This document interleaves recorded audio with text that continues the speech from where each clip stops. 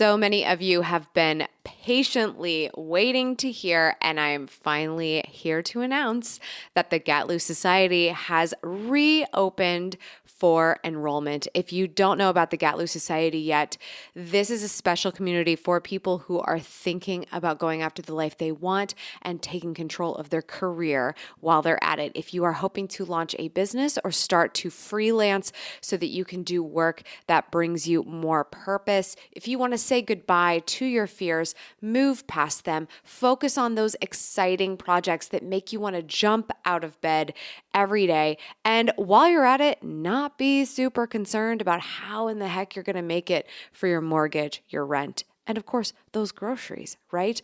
All of these things matter. What we do in order to mobilize them matters. And that is why I started the Gatl Society, to help people like you to launch this vision. We previously opened, and I shut it down to a small exclusive group of people so that we could really get our bearings and get going. And now I've opened it back up again because it's been going so well. And we have some very, very exciting developments. First of all, I have recently become a Book Yourself Solid certified trainer. I'm so excited about this. I'm a huge fan of Michael Port and the Book Yourself Solid methodology. So we are teaching all about this and how you do this for yourself and in your services-based business in the Gatl Society. Not only that, there are now multiple membership levels available. So not only do you have the entry level, which is at a very affordable monthly fee to choose from, you can also join a very exclusive group of people who will be in tier 2 with me. So taking those trainings into consideration as you also meet with me twice a month in a group Zoom chat to talk directly about your business, your potential venture, and all of the intricacies and current challenges that you are dealing with. So there's a lot to choose from here. I wanted to make sure that you're one of the first to know Detail Therapy because I know there's so many of you who think about going after the life they want and making a career happen on their terms. If that is you, definitely check out all of the details over at thegatlsociety.com. That's TheGatluw Society.com. There are only a few seats left in tier 2 because I want to make sure we keep it intimate and exclusive. So jump in and find out if it's the right fit for you as soon as you can at thegatlewsociety.com. She's an award-winning YouTuber and best-selling author obsessed with helping you go after the life you want. I like it. Join her as she seeks out the stories and strategies. Give me every little detail. Of extraordinary people who found success. I'm going to get emotional. Oh my God. Welcome to Detail Therapy with Amy Landino.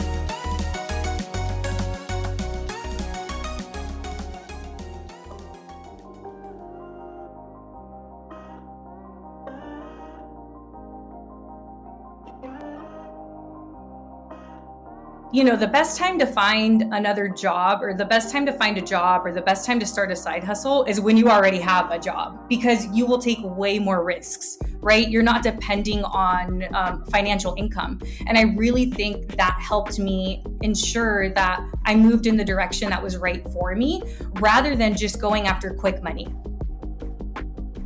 Good morning, good life. You just heard a little bit of my conversation with the one and only return guest of Detail Therapy, Erika Cruz. In this episode, we're getting into the details about how to leave your full-time job the right way when you're ready to go out on your own. Yes, it is possible. And yes, it is possible to do it on a positive note for everyone. We're bringing in Erika for this conversation, having her back very quickly because she made such a transitional decision in such an interestingly crazy year of 2020. And I wanted you to hear what you can learn from her experience so far. If you're new to the show, hello, my name is Amy Landino and I will be your host. I'm a success coach and founder of Gatl House, a resource dedicated to helping you go after the life you want. You can see all of our work, including the show notes for this podcast, by visiting detailtherapy.com. online.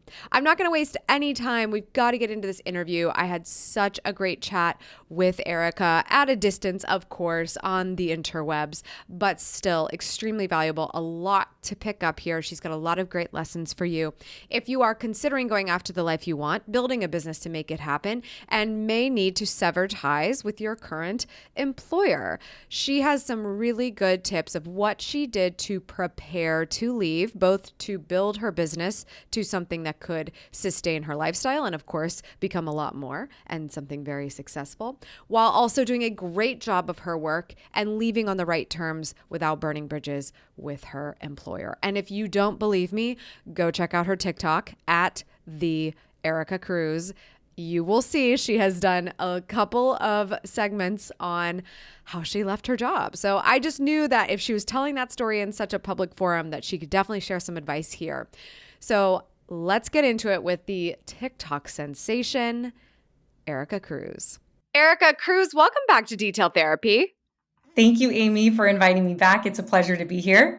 I just felt so compelled. I haven't been jumping on the internets to talk to many people for detail therapy lately, but I felt so compelled to bring you on. I'll explain why. If you guys have not already heard Erika's episode, she is just rocking it over on TikTok, but don't put her in the little compartment that you might already be classifying TikTok in, which is the young folk who are doing the dances and the silly things.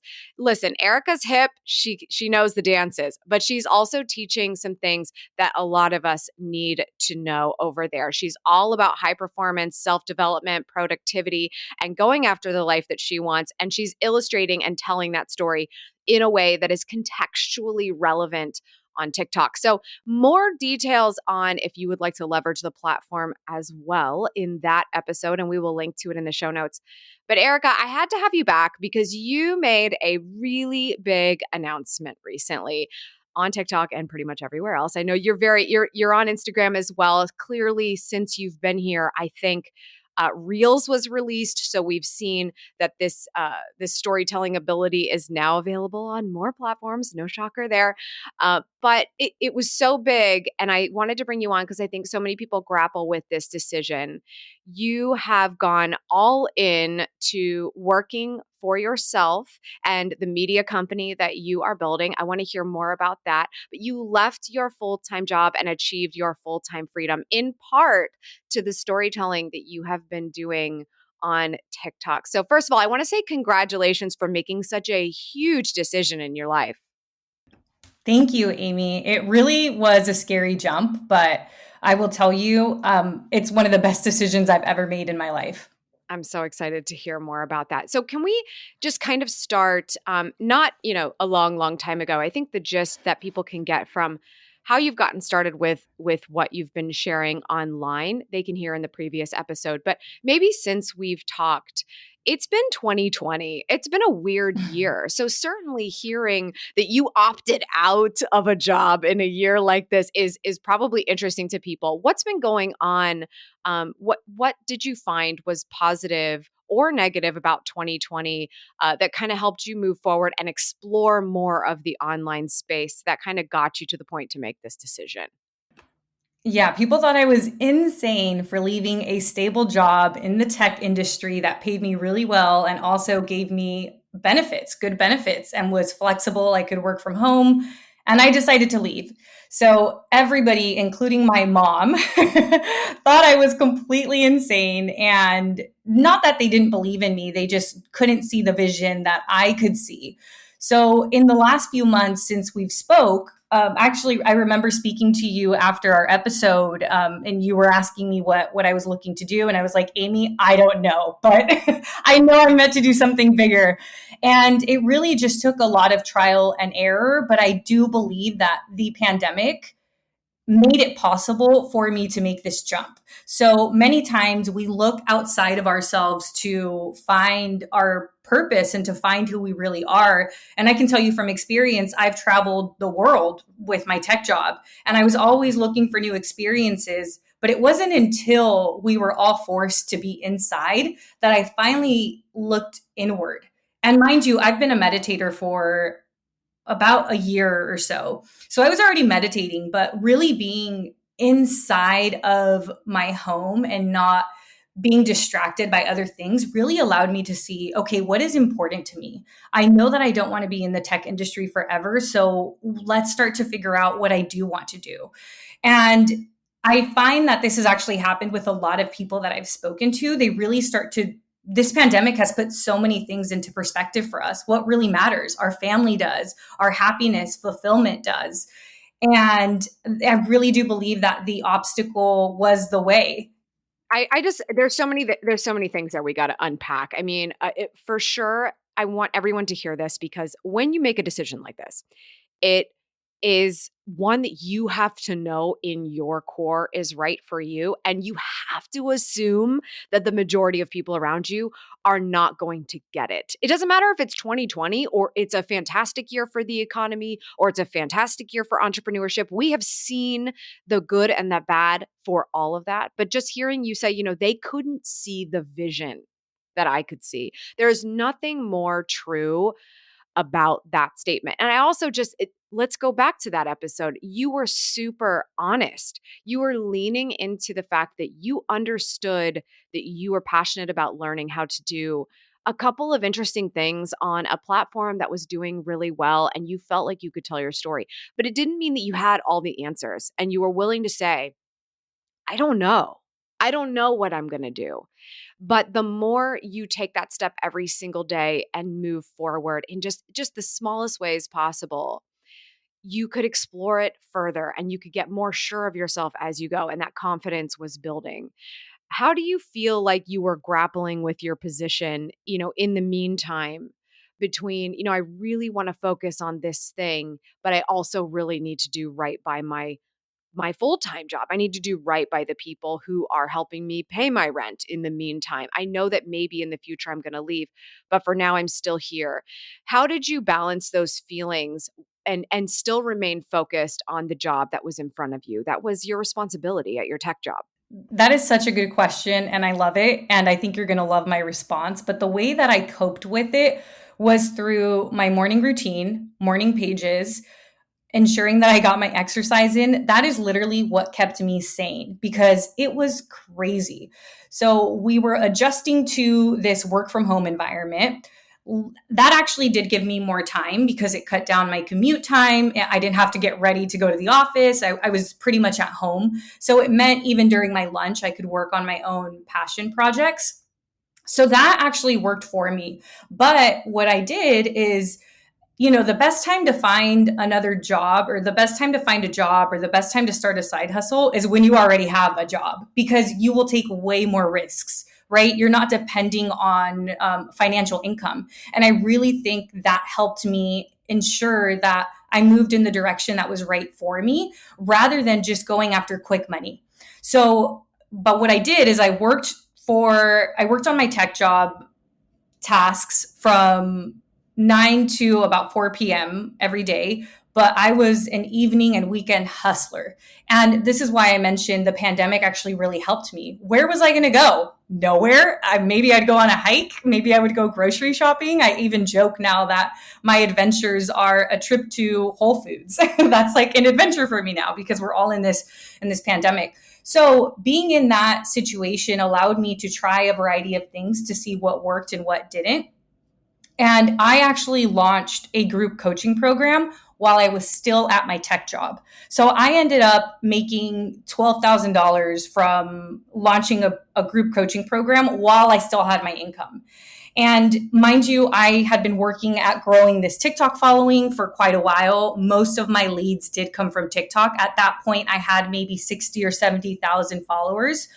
So those two, I guess, preparation met opportunity. And the moment that I then started to make revenue, I was like, there's no reason for me to stay at a job. Yes, it's secure, but the more time I'm now spending on this tech company, the less time I'm spending on fostering my own dreams. Because when you say yes to something, you're saying no to something else. So if you are saying yes to other people to please them, which we are all we all fall into that trap, especially being female. And my tech company really valued me. And I loved the people that I worked with. The technology was amazing. And I didn't want to disappoint anyone. But once I put it into perspective, what matters more to me? Me spending my time doing something that's not filling my cup, or helping the community that I care about. And the moment I started to see transformation in the women that I was coaching, I was like, this is it. Like, I'm lying to myself, and I am doing my community a disservice by staying at this tech company that is unfulfilling. You are right. I love that answer. There's so much there to talk about. I mean, here's what I heard, and of course I'm a sucker for a morning routine, but amazing what you can do with that space of time that's given to you. And also amazing when you can take an ordinarily kind of crummy situation and make something better out of it. So not only having that morning routine to start the day on your terms, but leverage all of that extra commute time or extra meeting time or errand time that you would have for your full-time position, which you are still doing, and using it for whatever you can possibly use it for. Maybe some of the time it is to continue to execute for your full-time job, but you are also using that time that you got back toward your side hustle. So just such a testament to what time do I have? Yes, we have an abundant amount of it. Yes, I could be really sad and stressed out that I can't see my loved ones more often. But instead, I'm going to take the opportunity that has offered me to be able to focus on this thing that I'm hoping is going to help me build the life that I want. Just absolutely love that.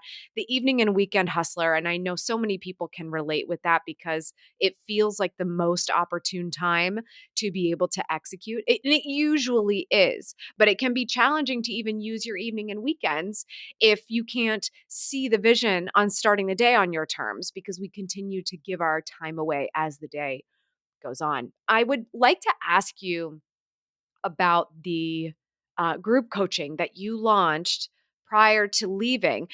First, part of the question, what is the coaching offering that you have? And secondly, did you struggle with launching a program like this while still knowing that you were committed to another organization? I do think that there is confidence issues in this when we start overlapping. I know I need to start making money so I can leave my job, but I also feel a little bit of guilt almost that I'm starting a business offering and I don't know if I've earned enough to be able to teach or if I've earned enough to be able to coach. Did you grapple with that at all? Yes, 100%. So I had so many stories I was telling myself that said I couldn't do it. One was, I need a certification. Two was, I don't have enough experience. Three is, I don't know enough. Four is, what am I going to say to people when I don't know how to respond to what they're struggling with? I feel like this happens to everybody. Everybody feels some level of self-doubt, and that self-doubt can really be crippling. It can be paralyzing. So we don't even give ourselves the opportunity to do something before we're already talking ourselves out of it. And I struggled with this the entire time that I had been working in tech. I mean, it took me 8 years to leave. Mind you, those 8 years are what made it possible for me to start this business. Everything I learned along the way has helped me be successful. And I think many times we look at, I'm like wasting my time, or why did I do that? Or we really regret things. I'm a strong believer. There are no regrets. There's only learning. There's only growth. So yes, I did struggle with this. I struggled with the guilt of leaving the tech company. And I just, really journaled about it. And the conclusion I came to was, wherever I work, they deserve the best of me. And if I stay here to please them, I am then going to be resentful and I'm not going to put my best foot forward. So it's better for everyone if I let them keep, the salary that they're paying me and I pursue what I want. So another level of doubt that I had was, what do I know to help coach these women? But I really am a firm believer, Amy, that your pain becomes your purpose. So every struggle really does serve a purpose, and it doesn't just serve a purpose, it serves your purpose. And I know from reading your book that you also struggled with being motivated and time management early in your career. And look, now you are the person that I go to for calendar blocking, for morning pages, for everything productivity. So same thing for me. I am essentially what I created the group coaching program that I created was the program that I wish I had when I started off in the corporate world, when I was the only female in the room, the only woman of color in the room, when I had immigrant parents that didn't really know how to help me. So this program, essentially, the way that I mapped it out was, okay, let's relive my own journey and let's document, okay, this mentor taught me this and this book taught me this. And it was literally a combination of TED Talks, books that I've read, conversations I've had, life lessons, all put into a 3-month program. And then what I did is I looked up scientific evidence to ensure that I wasn't just, talking out of my butt, and actually had some legit evidence to explain, why, how many people experience imposter syndrome, for example. So I did a lot of research. So what I did is I combined my own life experience with research. I hope that answered your question. Absolutely. It totally answers my question, because I think this is the connection that we need to make to that lack of confidence that I have heard people say. First of all, I have to commend you because it's a lot to deal with, first of all. But secondly, it's okay to say that as a coach, you are only able to coach because of the coaches who came before you. I'm not even like talking about myself. We're just talking about any book you've ever read or any self-development you've ever done. That you as a coach can be somebody that is curating the research that you have done over your time, over your career, and that it's possible for you to leverage that information to guide other people with it. It doesn't make you an imposter. It makes you somebody who is experiencing life. I struggle with people who self-identify as a life coach because I believe that we are all experiencing life. We're actually learning how to die every single day. That's all life really is. And so everything that you learn is teachable. And it's the whole reason I thought as a kid I was going to be like a news broadcaster, because I look at these people and I'm like, wow, they just like know everything and they tell everybody what they know. I find that so fascinating. I wanted to know more things. I wanted people to tell me what I needed to know. So as a coach, can you get started earlier than you think? Probably. If you have been researching and you know how to teach people how to do something that you have done or what you have learned, it's absolutely possible. So just really, really interesting there for anybody who's thinking about that in the form of their potential side hustle and or business of the future. I kind of want to pivot now forward to the moment when you realized, okay, it's time. I have to give my business my full focus, and my full-time job has helped me get to this point, and it's time to now say love ya and leave ya. So what I would like to know is what was the process leading up to that when you knew that it was time to make it happen? What were the steps that you had to execute in order to be able to do that? And then what were the things that you did to maintain the relationships from such an amazing place to work? I mean, I really don't think that you would be so open on TikTok about, "Hey, I quit my job today." It wasn't I quit and you're horrible. It was very energizing. It felt right the way that you were, paying homage to this organization that helped you be where you are today, but also say, "You've helped me get to this point where I have to say goodbye." So I would just love to hear what that process was like for you so that people don't feel like it's this traumatic experience to say that it's okay, I'm ready to go now.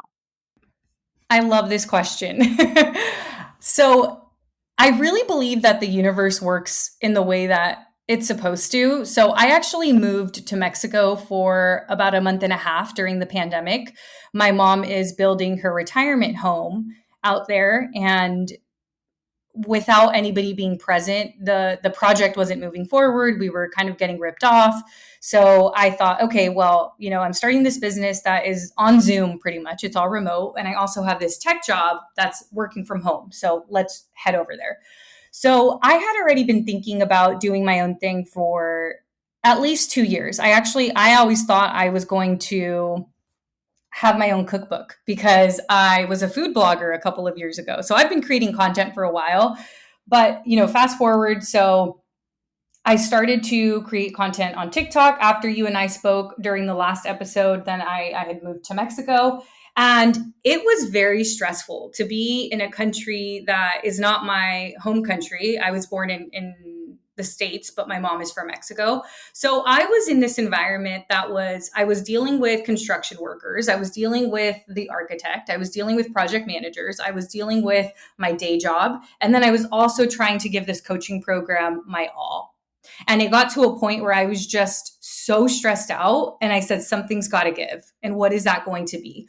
So if I had been at home, I don't know if I would have gotten to that point where I was like, I can't do this anymore. But I was so overwhelmed and I was doing my best with the morning routine. I really think that the morning routine and those habits helped me even launch the program. But it did get to a point where it was so stressful. And the thing that I no longer wanted to do, the thing that I felt stressed out about when I thought of was my day job. So that is when I made the decision. I was still in Mexico. I spoke to my manager and I was super transparent about what I had been doing and what it was that I was looking to do and how I thought this could be the right move for me. And I actually forgot to mention one little detail. So one of my mentors was suggesting that I just start doing a bad job at my day job. And if I was then laid off, then I could keep my benefits and collect unemployment. And Amy, that did not sit right with me. As much as it would have been convenient, because at the moment I'm still looking for health insurance, it wouldn't have been authentic to me. And it didn't feel right in my gut. So I made the decision to speak to my manager and tell him what I was doing and explain to him what my goals were. And he was so receptive. He appreciated my honesty and my transparency. And I think it really helped that I wasn't leaving to go work for a competitor, because at that moment, things can get a little, you know so much about the company, you know so much about the product, so much behind the scenes, that companies can get a little anxious whenever you are leaving to a competitor. But that was not the case. I was as transparent as I could be. And the truth is, people want what's best for you. Yes, they would rather me stay. We talked about how I could stay on as part-time or as an independent contractor. They presented some ideas to me and I thought about it. So I gave them about a month notice before actually leaving. When they presented these options to me, they were good options, but I just knew in my gut and in my intuition that if I stayed on part-time, it was going to be the same thing.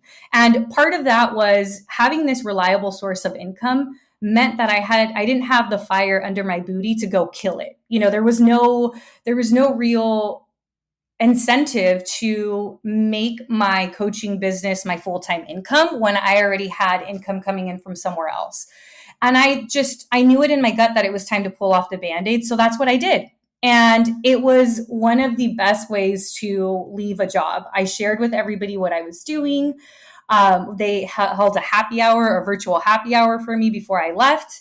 And then I was gone for 2 weeks. Everybody sent me very nice notes and whatnot.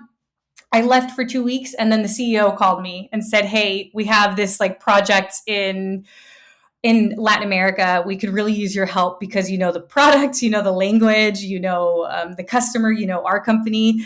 And I felt like, so for them to reach back out to me meant that I left on such good terms that they were willing to work with me again, which I thought was amazing.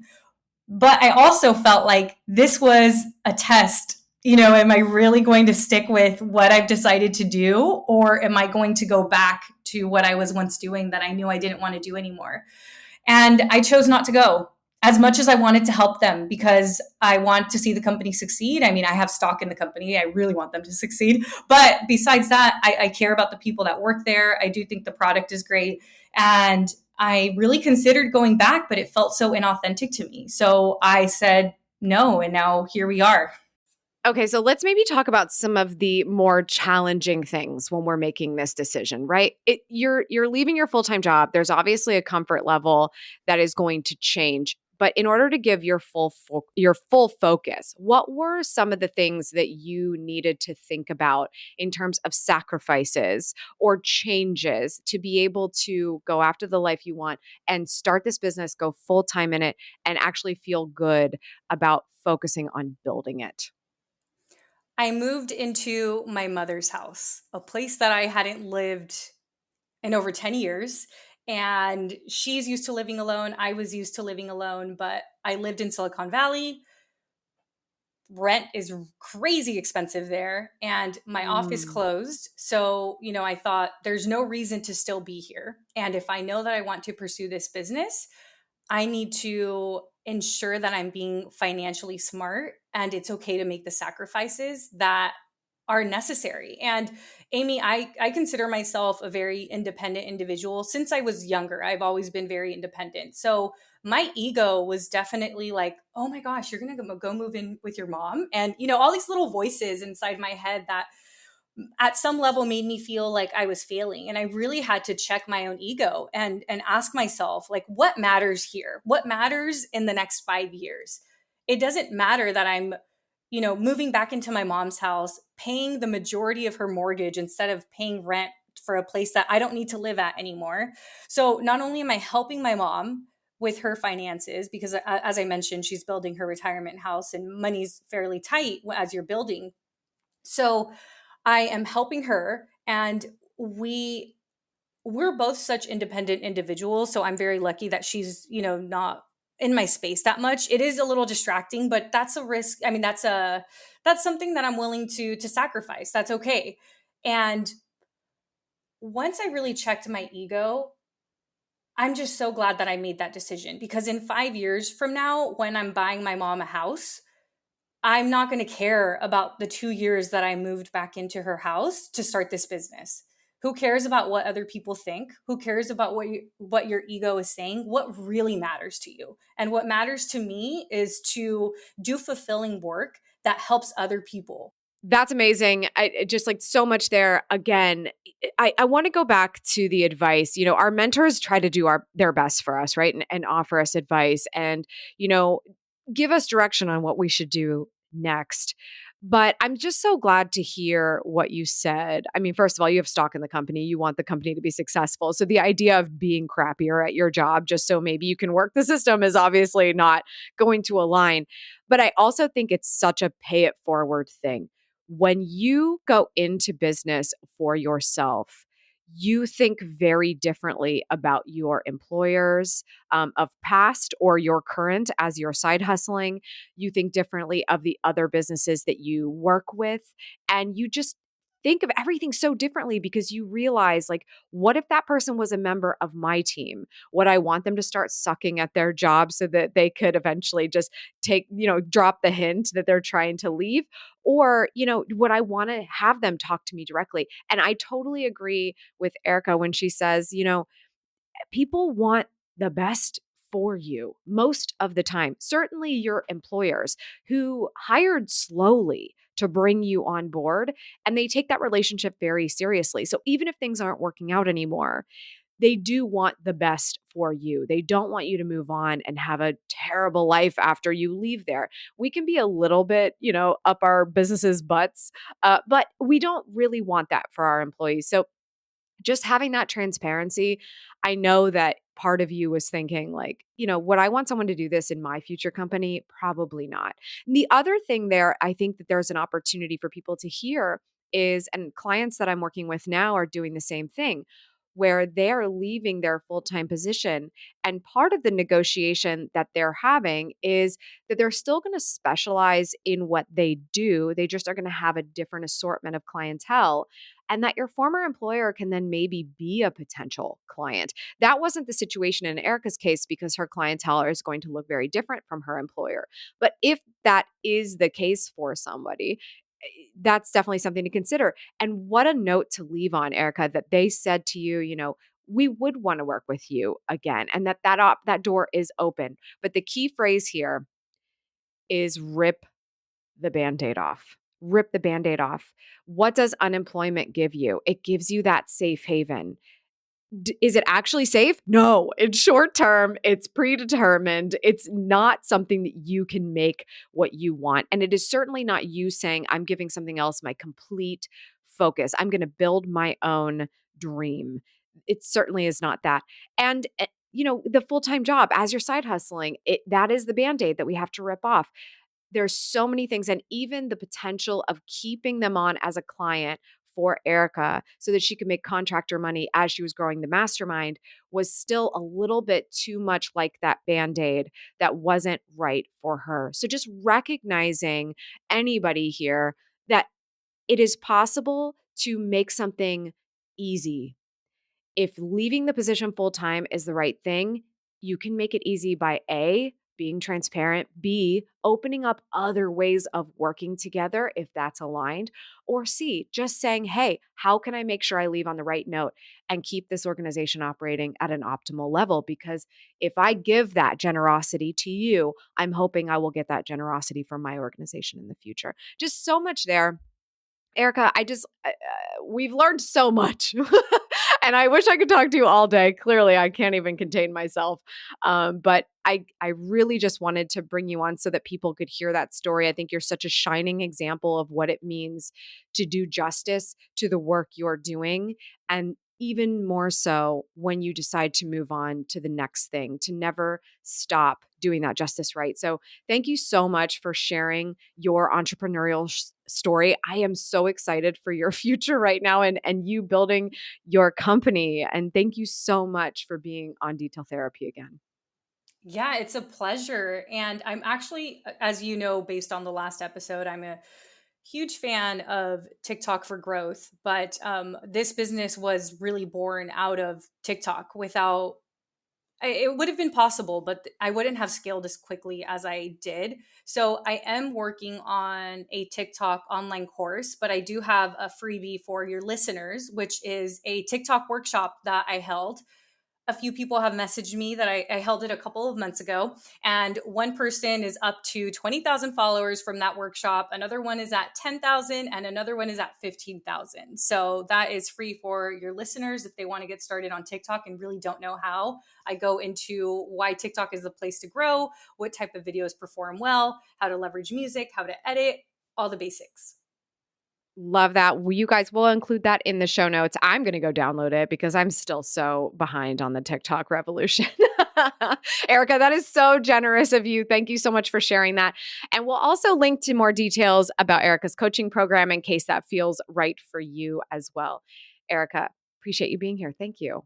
Thank you, Amy. Please make sure that you check out the show notes for all of those fun things going on in Erika's world. She's got a freebie for all of us to check out about how we can leverage TikTok a little bit better, as well as some coaching services if you would like to check that out as well.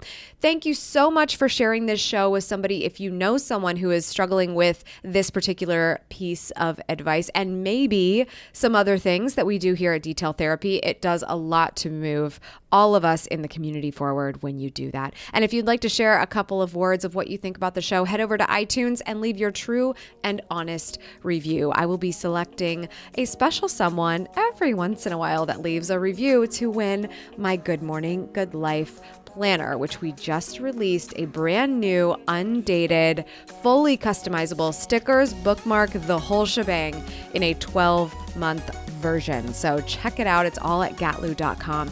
More details about that in the show notes. That's all for today. Thank you so much for tuning in. I appreciate it as always. Remember, subscribe for good vibes, kiss the ones you love, and go after the life you want. I'll see you back here on Tuesday. Cheers.